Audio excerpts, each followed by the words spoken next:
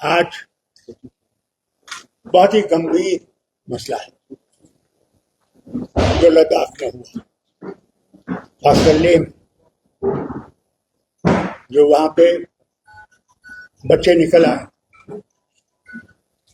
उसकी वजह ये थी कि वो 14 दिन से वहां पे भूख हड़ताल में थे। उसमें एक बुजुर्ग और उसकी बीवी, कल जब उनकी हालत बहुत खराब हो गई, उनको स्ट्रेचर पे लिया गया अस्पताल, तो उन बच्चों के से रहा नहीं गई।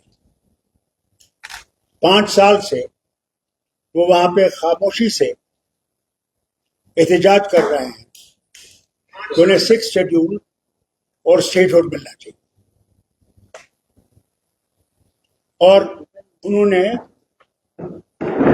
जो उनके लीडर थे, ले से वो पैदल चले दिल्ली तक कि उनसे कहें कि इस चीज को देखें। उन्हें गांधीयन तरीका इस्तेमाल किया था, कोई आंदोलन नहीं किया था। मगर फिर इन बच्चों को ये लगा कि जो 5 साल इन्होंने हमसे वादे किए थे कि हमें नौकरियां मिलेंगी, हम लोगों को यहाँ पे सुविधा मिलेगी और हम लोग आगे बढ़ सकेंगे, वो वादे सारे खोखले निकले। और उसका नतीजा ये हुआ कि आज उनसे रहा नहीं गया और वो बाहर निकल आए। और माफी चाहता हूं ये कहने को, उन्हें गांधी का रास्ता छोड़ के आंदोलन का रास्ता लिया, जिसमें कि उन्होंने बहुत सख्त कदम उठाए, जिसमें उन्हें बीजेपी का दफ्तर जला दिया, कई पुलिस की गाड़ियां जला दी, कई और दफ्तरों को उन्हें आग लगाने की कोशिश की और उसमें पुलिस को वहां से गोली चलानी पड़ी। अभी तक तो यह खबर है कि 4 लोग की वो मौत हुई है और कई सीरियस हैं, और कहते हैं करीबन 60 से 80 लोग अस्पताल में हैं, कई उनमें से काफी सीरियस हैं। नतीजा इसलिए है क्योंकि जो वादे किए गए इनसे, हर बार इनसे कहा गया हम कुछ करेंगे, ये करेंगे, वो करेंगे, और कुछ नहीं। और मैं हुकूमत हिंदुस्तान से कहना चाहता हूँ, ये बॉर्डर स्टेट है, चीन हमारे ऊपर बैठा हुआ है, काफी वहां की जमीन उनके कब्जे में है। वहां पे ऐसी चीज होना हमारे वतन के लिए खतरनाक है। मेहरबानी करके इसको सुलझाने की कोशिश कीजिए और बातचीत का रास्ता जल्दी से इख्तियार कीजिए। इंतजार न कीजिए कि फिर से इसमें चिंगारी लग जाए। मैं नहीं समझता हूं इसमें कोई जमात है जो इसके पीछे है, क्योंकि आप ये कहेंगे कि ये बाहर से आ रहे हैं। मैंने पहले भी ये देखा है, जब भी यहाँ कुछ होता था कहते ये बाहर से आ रहा है। बाहर से नहीं है, ये वहां के लोगों की आवाज है, दिलों की आवाज है। वो अब ज्यादा इंतजार नहीं करेंगे, उन्हें इससे सबक सीखना चाहिए। उन्हें ये भी याद रखना चाहिए, उन्हें कश्मीर से ये वादा किया था, जम्मू कश्मीर से इलेक्शन हो जाएंगे, आपके डिलिमिटेशन हो जाएगा, उसके बाद आपको स्टेटहुड दिया जाएगा। आज 11 महीने हो गए, स्टेटहुड का कोई भी हमें सामने नहीं दिख रहा, कोई मूवमेंट उसके पास नहीं। उन्हें लद्दाख से सबक सीखना चाहिए। और मैं और मेरी जमात उन बच्चों के साथ है जिनकी जाने गई हैं, और हम उनके खानदानों के साथ इस मुश्किल घड़ी में उनके साथ खड़े हैं और अल्लाह से दुआ करते हैं कि उनकी आत्मा को शांति मिले और उनके माँ बाप ये सदमा बर्दाश्त कर सके। और जो अस्पताल में है, अल्लाह ताला उनको सेहतयाब करे कि वो फिर से अपने कामों में लग जाएं और घर पहुंचे। बहुत बहुत शुक्रिया आपका आने का। डॉक्टर साहब, ये 2019 के बाद इस तरह की आवाजें उठी जिसमें स्टेट फॉरवर्ड शेड्यूल की मांग की जा रही है, क्या आपको लगता है कि वो अपने आप को इनसिक्योर फील कर रहे हैं? ये तो आपने खुद देख लिया, वो तो खुद कह रहे हैं कि जो आपने हमसे वादे किए थे वो कहाँ हैं। वो कहते हैं आपसे 50,000 की नौकरियों की बात की थी, कोई नौकरी नहीं है। हाई लेवल पे तो कहीं भी कोई नहीं है, सब बाहर से ठोसे गए हैं। वो समझते हैं कि हमें एक कॉलोनी जैसी बना रखी है। इसी की वजह है कि वहां के लोगों में, अब खासकर जवानों में, हिम्मत आ गई है कि जान जाए मगर हमने अपना हक हासिल करना। और साथ साथ अभी पहले वो पीसफुल प्रोटेस्ट हुआ करते थे, आप वायलेंट हो गए, तो क्या राजनीतिक दल नेशनल कॉन्फ्रेंस सपोर्ट करना है जो उन युवाओं ने वहां पे किया? देखिए, नेशनल कॉन्फ्रेंस ने कभी भी गांधी का रास्ता नहीं छोड़ा।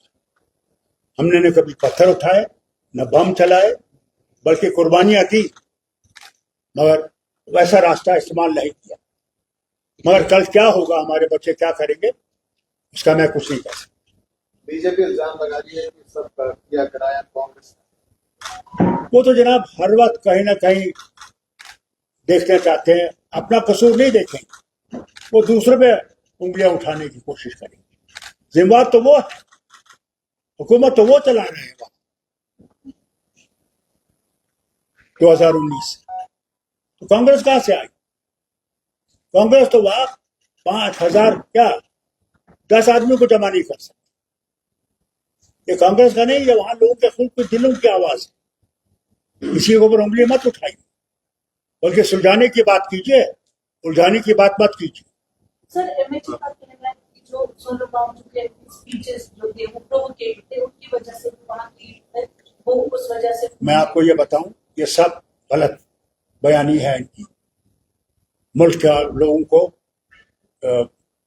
सच्चाई से दूर रखने की। वांगचुक ने कभी भी गांधी के रास्ते को नहीं छोड़ा, मगर आज हमारे बच्चों ने वहां पे वांगचुक को साइड पर रख दिया और कहा ये रास्ता नहीं चलेगा। अब रास्ता चलेगा तो जो उनने रास्ता इख्तियार किया, उसमें वांगचुक की जिम्मेदारी नहीं है, वो उसमें मुलव्वस नहीं है। Sir, CBI initiated an inquiry. Let me tell you, उन्होंने जब इलेक्शन हार गए वहां पे, उनने उन लोगों पे, कई लोगों पे वो ड्रैकोनियन लॉ लगाया, सेफ्टी लॉ, जेलों में रखा उनको, क्या क्या घरों में गए तकलीफें देने के लिए, क्योंकि इनका बीजेपी का आदमी जीता नहीं था। अब सीबीआई की इंक्वायरी लगा रहे हैं।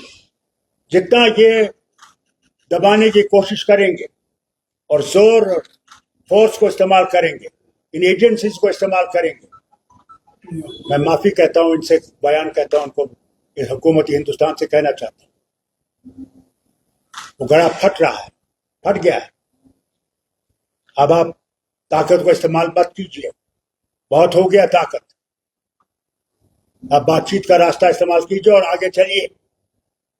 सिर्फ हवा में बात मत करिए। बात कर रहे हैं, 6 महीने के बाद फिर बात करेंगे। अब नतीजे पे आइए, क्या देने को आप तैयार हैं, वो सवाल।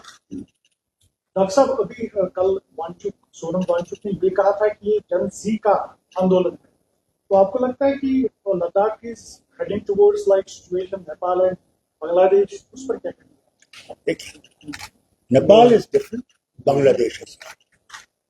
They are two independent countries. Here, it's our nation. We are, the nation itself, the leaders in Delhi, are responsible for what has happened in Ladakh. They kept on talking without putting anything in front. So what do you expect those young people to do? They waited. 5 years they waited, hoping that Delhi will wake up and will take into consideration their inner feelings. They feel let down, nothing else. And I think Delhi must move faster in solving these problems of Ladakh. Doctor साहब, आपने कहा कि वहाँ पे जो जमीनें हैं वो दुश्मन चाइना के कब्जे में है, और अगर मरकजी सरकार की तरफ देखें वो कहती है कि चाइना के पास कोई भी जमीन नहीं है, कब्जे में नहीं है। कैसे आप इस चीज को देखते हैं? इसके बारे में ये बात कहूंगा, अगर उनके पास कोई जमीन नहीं है फिर वो क्यों कहते हैं कि ये जो हिस्सा हमारा है? सारी दुनिया जानती है कितनी जमीन उनके पास है। हम लोग कंट्रोल ही नहीं कर सकते थे अपने इलाके में। कब तक हम झूठ का सहारा लेंगे? वक्त आ गया कि सच्चाई चलिए, सच्चाई पर चलें तो हो सकता है हम अपने वतन को मजबूत करेंगे। झूठ कब तक चलेगा? एक दिन तो झूठ टूट ही जाता है। सर आपने कहा शुक्रिया। बॉर्डर स्टेट है। सलाम अलैकुम। सर आपने कहा बॉर्डर स्टेट है, और अगर सेंटर जो है प्रॉपरली इस चीज को, इस प्रोटेस्ट को रिस्पॉन्ड नहीं करता, आपको नहीं लगता कि चाइना के लिए एक और मौका मिल जाएगा हमारी इस स्पेस में आने का? भैया, somebody will fill the gap and it's a very sensitive area, जबरदस्त सेंसिटिव एरिया है। लद्दाख जो है वो क्लेम करते हैं, वो मैकमोहन लाइन को नहीं मानते हैं जवाहरलाल नेहरू के वक्त से। वो कहते हैं मैकमोहन लाइन हमें मंजूर नहीं है। अभी प्रधानमंत्री गए थे चाइना, क्यों गए थे? इससे रिश्ता बेहतर बने, इस मुसीबत से हम निकले। एक तरफ से अमेरिका हमारे पीछे पड़ा हुआ है, फिर रूसी तेल जो है हम खरीद रहे हैं। ट्रंप तो कह रहा था यूनाइटेड नेशन में कल, it is India and China जो यूक्रेन वॉर को सपोर्ट कर रहे हैं, जबकि हिंदुस्तान ने यूक्रेन वॉर को कोई सपोर्ट नहीं किया। डॉक्टर साहब, एक आखिरी सवाल है। जिस तरह से प्रॉमिसेस बिट्रेयल हो रही है 2019 के बाद, यहाँ पर प्रॉमिसेस किए गए थे कि स्टेटहुड मिल जाएगी आपको, डिलिमिटेशन एंड इलेक्शन। तो आपको लगता है कि 3 खित्तों में जो है हालात इसी तरह की अब बनने जा रही है, क्योंकि इस तरह के खदशात जो है वो जाहिर हो रहे हैं आप लद्दाख से? और आपको क्या लगता है कि अगर यहाँ पर स्टेटहुड नहीं मिलती है तो उसके बाद आप, क्योंकि सीनियर पॉलिटिशियन है, क्या एक्सपीरियंस के हिसाब से कहेंगे कि कश्मीर का जाने से होने जा रहा है? आप तो वो बात कर रहे हैं, उस सीढ़ी पे तो हम पहुंचेंगे। जब वो सीढ़ी पे पहुंचेंगे तो आप खुद देखेंगे। नेशनल कॉन्फ्रेंस वो रास्ता कभी इख्तियार नहीं करेगा जिसमें हमारे बच्चे मारे गए, कभी हमने नहीं कहा। जब मेरी हुकूमत 84 में डिसमिस की गई थी और आपने नेहरू साहब की किताब पढ़ी हुई, जो गवर्नर थे, वो समझते थे कि मैं आग लगा दूंगा कश्मीर को अपनी कुर्सी के लिए। मैंने कुर्सी को लात मारी, मगर अपने जाने लोगों की, बेगुनाहों की मैंने कुर्बान करने के तैयार नहीं था। और आज भी मैं उसी रास्ते पर हूं। मैं नहीं चाहूंगा कि जम्मू कश्मीर का कोई भी मारा जाए।